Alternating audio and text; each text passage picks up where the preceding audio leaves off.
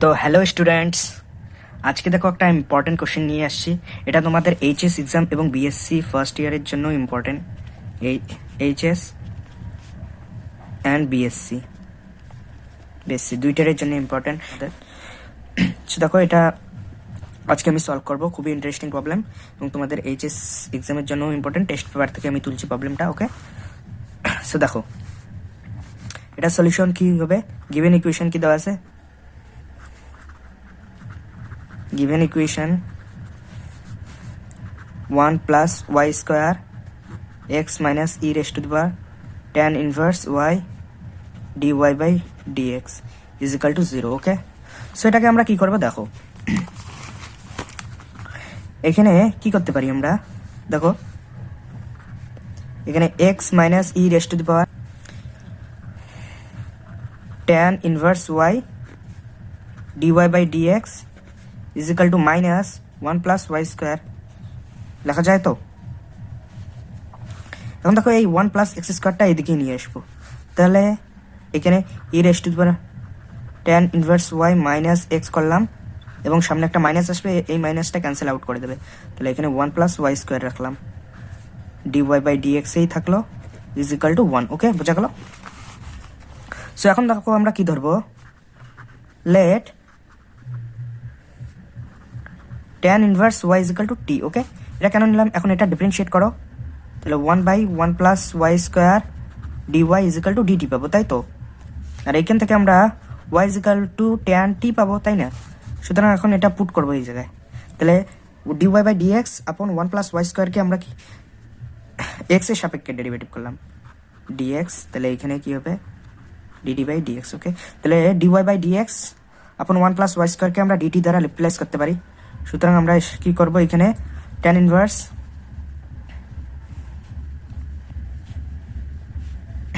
দেখো,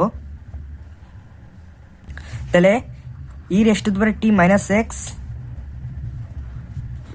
এখানে dy by dx এর জায়গায় dt আসবে শুধু dt বাই dx, তাহলে এটা dt বাই dx লিখলাম আমরা। কিছু না, এই মানটাই আমরা জানি।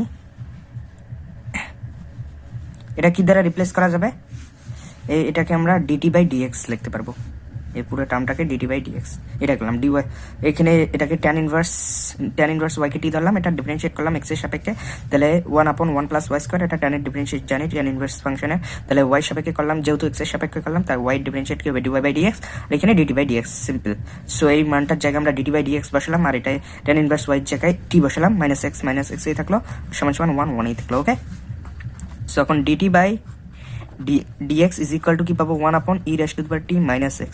এখন পরের স্টেপ কি, এটাকে লেখা যায় dx by dt is equal to e raise to the power t minus x। Okay okay, so এটাকে আমরা লিখতে পারি কি, দেখো দেখো কি লেখা যায়, dx by dt plus x is equal to E raise to the power t। Okay, এখানে দেখো ডিপেন্ডেন্ট ভেরিয়েবল কি হুইচ ইজ দ্য ফর্ম, এটাকে কি লেখা যায়, which is the form of linear differential equation. Okay, which is the form of the linear differential equation where t is a dependent, t আমরা কি জানি বলো, t is a dependent variable, t কিন্তু dependent variable,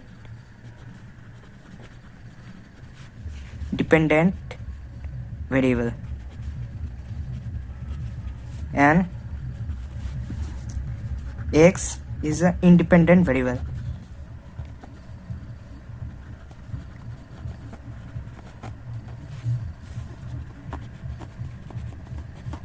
ওকে, বোঝা গেল। তাহলে এটা dependent variable, এটা ইন্ডিপেন্ডেন্ট ভেরিয়েবল।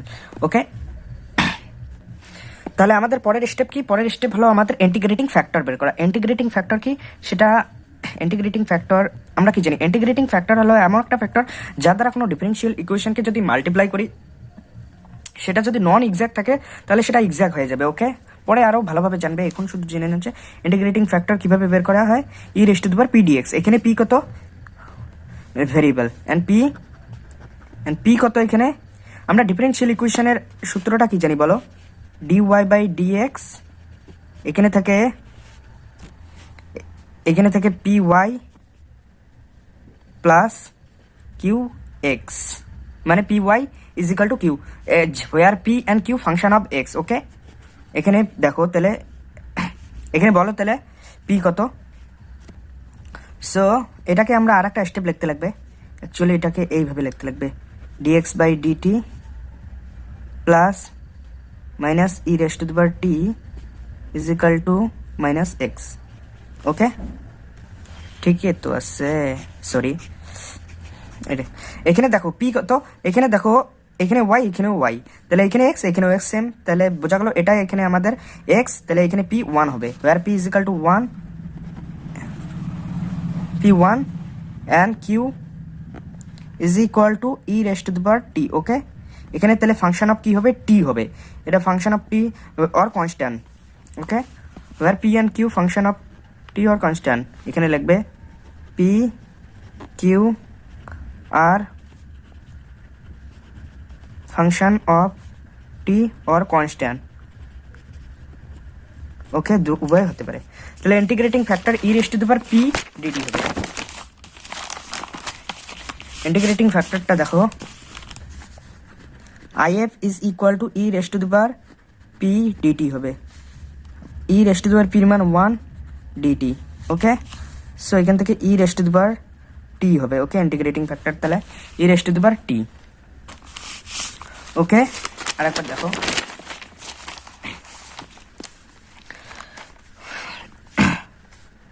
P1 ঠিক আছে, ই raise to the power t হবে, বোঝা গেল।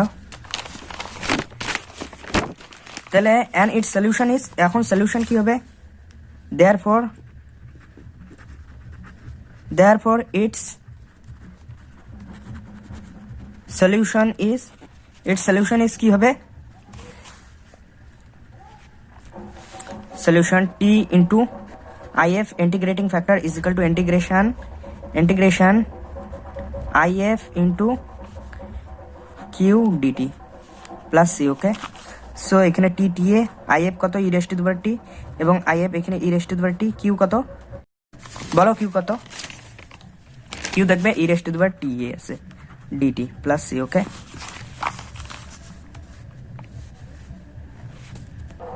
সো দেখো পরের স্টেপ কি হবে? T into e raise to the power t হবে, আর এটা হবে e raise to the power 2t dt plus C. Okay, so এখানে কি টি টি এ রাখলাম, ই raise to the power t, আর এটার integration e raise to the power 2t by 2 plus C. Okay, এখন মান বসে দাও, আমরা টির মান কি জানি?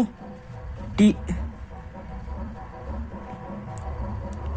সুতরাং এখানে লেখো যেহেতু টি ইজ ইকাল টু, টির মান কি জানি বলো? ট্যান ইনভার্স ওয়াই, তাই তো, ট্যান ইনভার্স ওয়াই কে আমরা টি ধরেছিলাম, তাহলে মান বসে দাও, কাজ শেষ। তাহলে টির জায়গায় ট্যান ইনভার্স ওয়াই, আর এখানে e raise to the power tan inverse y is equal to 1/2 e raise to the power 2 tan inverse y plus C. Okay, এটাই আমাদের অ্যান্সার, বোঝা গেল? খুব ভালো প্রবলেম কিন্তু। ওকে, সো কিছুই না, প্রথমে এখানে আমরা লিনিয়ার ডিফারেনশিয়াল ইকুয়েশন, যদি তোমরা জানো, আমি জানি যে তোমরা পড়ছো লিনিয়ার ডিফারেনশিয়াল ইকুয়েশন কি। লিনিয়ার ডিফারেনশিয়াল ইকুয়েশনের মেন পয়েন্ট আমি বলে দিচ্ছি তোমাদের। লিনিয়ার ডিফারেনশিয়াল ইকুয়েশনের ফর্মটা কি? ওকে, লিনিয়ার ডিফারেনশিয়াল ইকুয়েশনকে এইভাবে লাগে, dy by dx plus p y is equal to q, where p q আর function of x or constant. Okay, যেখানে এক্স এবং পি এবং কিউ ফাংশন অফ এক্স, অর্থাৎ ফাংশন অফ এক্স হবে অথবা কনস্ট্যান্টও হতে পারে, যেখানে ওয়াই তো এটা থাকবেই, এইটা কম। এইখানে ওই যেটা আমরা লিনিয়ার ডিফারেনশিয়াল ইকুয়েশন করলাম সেটাতে ছিল I think DX by DT ছিল, আর এইখানে কি ছিল? শুধু এক্স ছিল ইজ ইকুয়াল টু, এখানে e raise to the power টি ছিল। তাহলে এখান থেকে বোঝা যায় যে এখানে এক্স শুধু আছে, আর এইখানে 1 তার সাথে গুণ আছে, ধরে নাও এটা কনস্ট্যান্ট, এটা ফাংশন অফ টি হবে, সরি হ্যাঁ ফাংশন অফ টি হবে, আর এটা ফাংশন অফ টি, তাহলে এটা function of constant, function of T or constant, এখানে কনস্ট্যান্ট হবে ফাংশন অফ কনস্ট্যান্ট। ওকে, মানে পি এন্ড কিউ কনস্ট্যান্ট, এটা পি ফাংশন, এটা কিউ ফাংশন, এটা function of T. Okay, so satisfy করলো। সো এই ক্ষেত্রে আমরা ইন্টিগ্রেটিং ফ্যাক্টর কি ইউজ করি? I F is equal to E raise to the power P DX actually আমরা ইউজ করি, কিন্তু এটা এই ফর্মে, কিন্তু আমরা যেটা করছি এটা এই ফর্ম। এখানে তাহলে কি ইউজ করবো আমরা, e raise to the power p dt. Okay, so পির জায়গায় বসে দাও পি ওয়ান, ডিটির জায়গায় ডিটি। আর তারপর যে এটার সলিউশনটা বের হয় সেটা হলো I F into Y is equal to I F into Q DX plus C. কিন্তু আমরা যেটা করেছি সেটা এই ফর্ম দিয়ে করেছি, এই ফর্ম দিয়ে। সো এখানে কেসটা আলাদা হবে, এখানে আই এফ ইন্টু টি হবে is equal to I F into q এ হবে, আর এখানে ডিটি রেসপেক্টে ইন্টিগ্রেশন করতে লাগবে। বোঝা গেল? এইটুকুই আমাদের কনসেপ্ট, তাহলে হয়ে যায়। বোঝা গেল? সো আজকে এইটুকুই থাকলো। ভিডিওটি ভালো লাগলে অবশ্যই একটা লাইক করে দাও, চ্যানেলটিকে সাবস্ক্রাইব করো, তোমাদের বন্ধু বান্ধবদের সঙ্গে শেয়ার করো। ওকে।